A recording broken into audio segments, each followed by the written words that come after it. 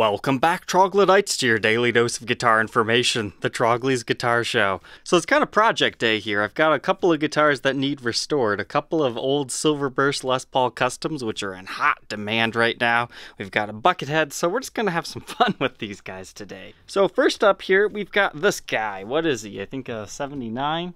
Yep, a 1979 Les Paul Silverburst, that first big year where they made a whole boatload. But technically 78 is the first year, and once again the one prototype that we found so far in 77. So on the agenda here, we need to polish these frets up because they're looking a little bit nasty, but not too bad. It's mainly just the finger gunk. And it looks like somebody's put like super distortions or some DiMarzio, something in here that we need to get rid of. And thankfully, we do have era-correct T-tops. This one's dated to pretty late 1978.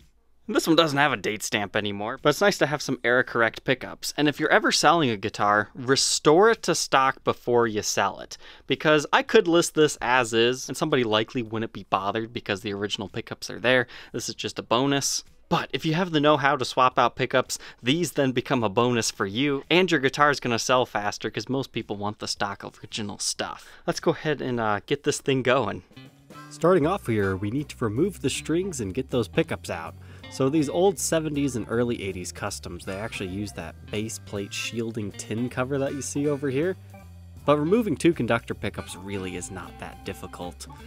So this is a pretty straightforward project that I've done many times before, and I was thankful that I actually could find a single pickup cover. So I started to think, well, maybe I can make this one look like the new Adam Jones signature guitars. Have the upside down neck pickup, and then have an exposed cover for the other one in the bridge position.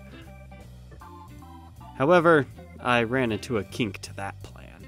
Oh, this is really annoying. They've completely destroyed the base plate. You can't use regular screws. And I was trying to use like some solder just to get it there, and yeah, that's not gonna work. So you either have to replace the base plate on this one, or get little metal bits. They did that stock on the L6S, where they just sit right there and then they form fit to what it's supposed to be, and it just goes around each side. So if you got metal working tools, that's really easy to do, but unfortunately, yeah, this project is a wash. I can't do it with my given tools. And on top of that, this pickup cover was too big. The pickup ring wouldn't want to fit over it anyways. So at this point, I was just kind of sad that I took those other pickups out. So it's like, I feel defeated. So I just polished it up and I decided to sell it as is. I figured somebody would want to put other pickups in here anyways, but I included the original ones just in case somebody wanted to restore them. And it did not take long to sell this on Reverb. And I actually got a message from the guy who bought it. He fell in love with this guitar. He said, man, you shouldn't have sold this one. But he put other pickups in it, so he didn't even care about the original T-tops. I'm sure he can sell them and get some money out of them. Let's move on to project number 2. Not too much to do with this one. I'm just going to clean it up. I'm actually going to flip the neck pickup because it's got the exact same style teardrop burst. I think it's got the same pickup in the bridge, so I mean, you might as well just deck this one out because I don't have a pick guard for this one, so that works for that. The only thing I wish I had was a little mirror to put up here, and then it would just be perfect. If you remember from the unboxing video, this one was actually refretted, and it's pretty much got the modern style fret wire on here, so it really is just as close to the custom shop one as you'll get, but still being a vintage guitar. But kind of an interesting thing about this one is, this is why I hate shop stickers. So that still has the shop sticker on it. It says, The Music Department, Muncie, Indiana. But unfortunately, that caused the finish not to age there. So even if you do remove that, like you can see it's starting to peel up, you're still going to see that silver part. I guess you could mask everything off about this, leave it in the sunlight for, you know, almost a year, and then maybe it would almost look right. Or you could like do a nicotine stain, I don't know. I would just leave it as is. Too risky to do anything. So we've got attempt number 2 at trying to create a vintage Adam Jones. So after we clean this thing up, I try to flip that neck pickup around and nope, there's not enough lead length to do it. And it's like, I don't feel like extending the lead just to flip it over. So this just became a simple swap in the original pickup job, as well as a cleanup job. So I've got a couple of people asking me, how do I clean my frets? Generally, I use quadruple 0 grade steel wool, and I just rub that along the frets, and you can rub it with the grain of the wood to clean your fretboard off a little bit. Make sure you mask things off or cover your pickups because you don't want the metal shavings to get in there. You could also use like a Scotch-Brite pad or something. And then after that, you can condition it with some mineral oil. And then for cleaning the guitar, I use Virtuoso Polish and Cleaner. It's the best stuff. I use it on a Viva brand paper towel. I mentioned the brand because those things are just like cloth. And then I use a cheap, nasty paper towel for the neck and frets because I like how it's more abrasive, so it kind of helps get you that final shine. For this particular guitar, I didn't even need to steel wool it because of that.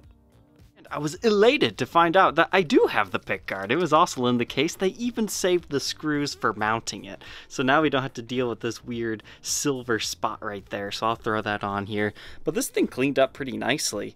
Unfortunately, the madman who refretted it really did a number to the fretboard. But we'll see that here in a minute. And yeah, unfortunately, the original golden speed knobs have been replaced.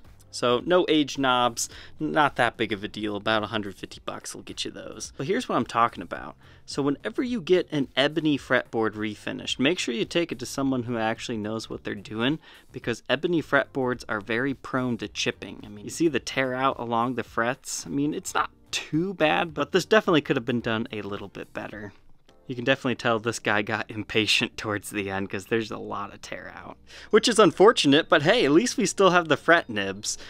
Because if you remember correctly, the entire binding has actually been replaced on this guitar. But they sprayed it a yellow color, so it still looks like the original aged binding. So I think they did a good job on that.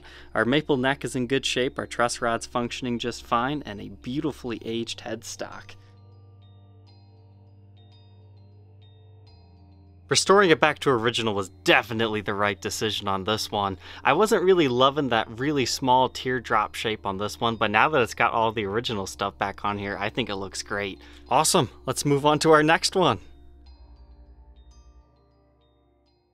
And now this crazy guitar. If you love the Buckethead Les Paul, this is an absolute hilarious disgrace that someone did to this one. I just thought it was too funny. That's why I ended up buying it back as is. But I'm supposed to have all the original parts sitting around in a box that he also sent me. So we're going to have to unbox that next. But this is essentially the Steve Vai signature Buckethead because they put the brand new Pia pickups in here. And honestly, all the gold hardware, it doesn't look that bad on this thing, but as far as, you know, trying to get the maximum value out of this guitar, it's probably best to restore this to Buckethead specs. So we'll have to get that red switch tip back on there, switch back over to all chrome hardware and parts. And thankfully the guy that did these modifications, he was always thinking about returning it back to stock, because he could have easily drilled another hole there and then ruined the entire vibe of the guitar. So let's go ahead and unbox those parts, because he said he sent me a bunch of other stuff too. So here's hoping for the best. Hopefully he didn't forget any parts. The pickups, they're pretty much the most important part of the thing. You could replace the other stuff if it just happened to be missing, but let's just hope it's here. Alright, this is actually very nicely packed. So it looks like this is the Buckethead that gets the Schaller style tuners instead of the Grovers, but those look correct to me, so we can definitely get those swapped back. Whoa, he went as far as replacing the output jack? Maybe that was just an extra part. We'll have to see about that, but original bridge and tailpiece, we're good there. Thankfully, he kept the original pickups because this would be rather difficult in order to restore. They don't show up too often. There were very few models that got that. The only other one I can think of is the Baritone SG, as well as that other one that we just bought from Guitar Center, that guitar hunting episode, the Pinstripe Studio. But that's the 496R 500 Teague. And he said he just sent me some other stuff, so it looks like I got a spare gold tailpiece. Always good to have that. I don't think I've ever heard of this brand. Made in Canada, Resomax. Spare output jack. Ooh, I always like having a spare nut around. Some additional screws. And this must be what he put on there. So yeah, nice parts. Let's go ahead and try to restore that guitar back to original. The whole vibe of the Steve Vai Buckethead signature Les Paul. Oh man, this one still cracks me up. So I've recently found that those Ibanez multi-tools are way better than the Gibson variation. But I decided to take that clip lock strap off of this. And here's about the part where I was like, oh man, which one's the neck and which one's the bridge? Then after looking at the wiring of this, I got intimidated. I closed it back up and said, nope, not doing this, I'm done. But then I got some courage. So for this project, since I've never done a coil split rewire before, I decided to take one pickup out at a time. That way I could still compare it to what we had, and I've had other Bucketheads, so I know what it should look like. And I found out a cool new way to put pickups in. I use these little clips to keep the springs from going. In fact, I liked it so much, I did it twice for this pickup, not because I put it on the opposite way it was supposed to. And after referencing the original photos of this guitar and how it was wired up initially, luckily, very first time I got it. It was not that bad. I'm starting to become a little bit more confident in soldering. It's not so hard as long as you know what you're doing. But I plugged that in, and yes, everything appeared to be functioning the way it was supposed to. So from there, I just went ahead and did the second one. Tested it again, and yeah, that one worked too. So with the biggest hurdle out of the way, it's like, yeah, let's go ahead and clean this up a little bit. Let's get the original hardware on here, and then we'll be good to go. This is just easy stuff that anybody could do. And then moving on to the tuners. You should never pay anyone to install tuners on your guitar because it's really just as easy as loosening them and installing some screws. Now, you might want to pay somebody if you need to drill new holes. That way, if a crack does happen in the headstock, they're liable and not you. Or if your time's more valuable doing something else and you like the convenience of it, yeah, you can pay someone $100 to install them, but it really only takes about 15 minutes to swap tuners.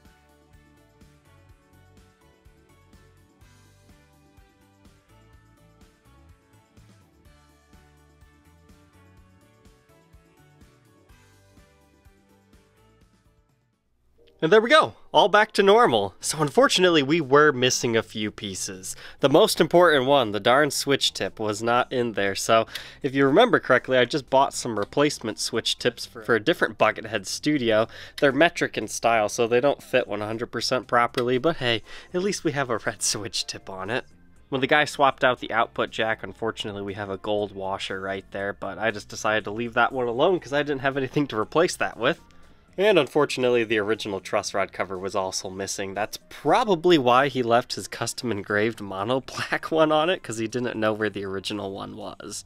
But these things are quite pricey. They're like $75 brand new. So I just threw a historic one that I had laying around because it had a very small crack up there. So technically, that's an upgrade. But the original tuners went on just fine. Something I find funny. So these ratio locking tuners, they're actually really nice. Not just because they're awesome locking tuners, but because they actually come with these little base plates. So you can actually install those on any type of guitar. It doesn't matter what type of original tuners it had, because these little base plates will fill in those gaps so you're not causing any additional imprints on the back of the headstock. In theory anyways, once I put the original ones on and I took those things off, I saw the one flaw in their plan. You see right there how there's lettering on that? They print these all one way, but unfortunately you have to install half of them upside down, or the opposite way, and what you're left with is actually an impression of that. So it's not a 100% flawless if somebody is inspecting it. They're going to find out there were other tuners on it, but as far as additional damage that you can see all the time, no. So I think for that they're actually pretty cool products. But the original tuners on here were locking anyway, so I think the only reason why he installed these were, you know, for the whole gold hardware thing. And man, I'm so proud of myself that I got this right. I've never wired up a push-pull pot or anything like that. So that is going to be the end of this episode. I hope you guys enjoyed watching me return these guitars back to original, for the most part. I would say Project 3 is the only one that went according to plan, but hey, Project 2 turned out really good. Project 1, unfortunately I had to give up on that. But if you're interested in this Buckethead, it is available. The Silverbursts are already spoken for, and I'll be putting these other parts on my reverb shop. But if you see something that I don't have listed yet, you can just email me about it. Alright, thank you Troglodytes for tuning in today. Don't forget to like, comment, and subscribe, and we will see you tomorrow on the next episode. Take care!